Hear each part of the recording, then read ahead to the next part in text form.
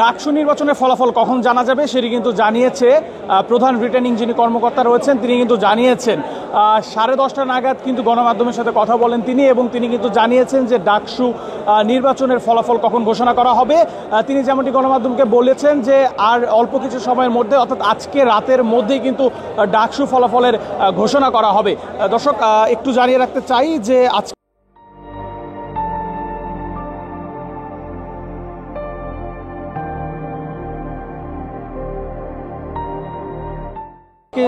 সকাল থেকেই কিন্তু ডাকসু নির্বাচন চলছে, এবং প্রধান যিনি রিটার্নিং কর্মকর্তা রয়েছেন অধ্যাপক মোহাম্মদ জসিমউদ্দিন, প্রধান নির্বাচন রিটার্নিং কর্মকর্তা যিনি রয়েছেন অধ্যাপক মোহাম্মদ জসিমউদ্দিন, উনি কিন্তু কিছুক্ষণ আগে গণমাধ্যমে কথা বলেছেন এবং গণমাধ্যমকে জানিয়েছেন যে আজ রাতের মধ্যেই ঢাকা বিশ্ববিদ্যালয় কেন্দ্রীয় ছাত্র সংসদ অর্থাৎ ডাকসু ও হল সংসদ নির্বাচনের ফলাফল ঘোষণা করা হবে।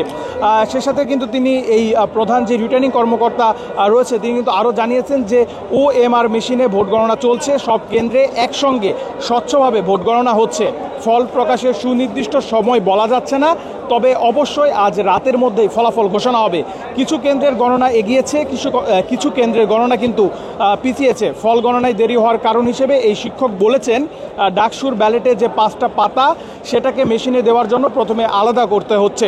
একটা বাক্স খোলার সঙ্গে সঙ্গে আলাদা করার কাজটা আগে করতে হচ্ছে, মূলত এজন্যই সময় লাগছে।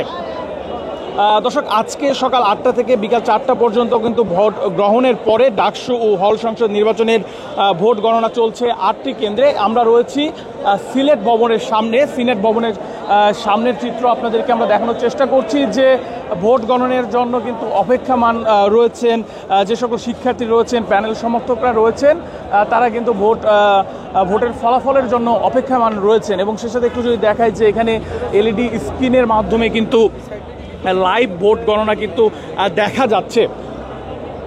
আপনারা যেমনটি দেখতে পাচ্ছেন যে ভিতরে যে ভোট গণনা চলছে সেটি কিন্তু LED স্ক্রিনের মাধ্যমে সরাসরি কিন্তু বাইরে যারা রয়েছেন অপেক্ষমান তারা কিন্তু দেখতে পাচ্ছেন। তো যেমনটি বলছিলাম যে প্রধান রিটার্নিং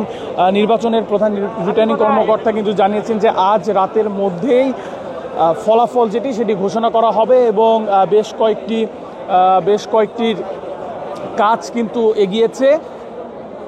বেশ কয়েকটি ভোট কেন্দ্রের গণনা যেটি ভোট গণনা সেটি কিন্তু এগিয়ে রয়েছে।